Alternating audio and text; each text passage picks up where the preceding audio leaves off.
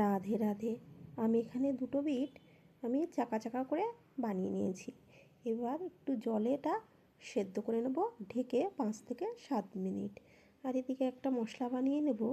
2 চামচ সর্ষে আর 2 চামচ পোস্ত, দুটো কাঁচা লঙ্কা, একটা লাল শুকনো লঙ্কা হালকা ভেজে নিয়েছি।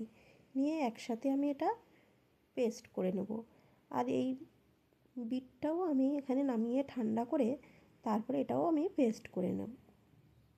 এবার কড়াইতে সরষের তেলে শুকনো লঙ্কা, তেজপাতা, 5 ফোড়ন দিয়ে তার মধ্যে বিটটা দিয়ে নাড়াচাড়া করে এর মধ্যে মশলা, নুন, হলুদ আর তেঁতুল ভিজিয়ে রেখেছিলাম সেই তেঁতুল ভেজানো জল দিয়ে এখানে নাড়াচাড়া দেব।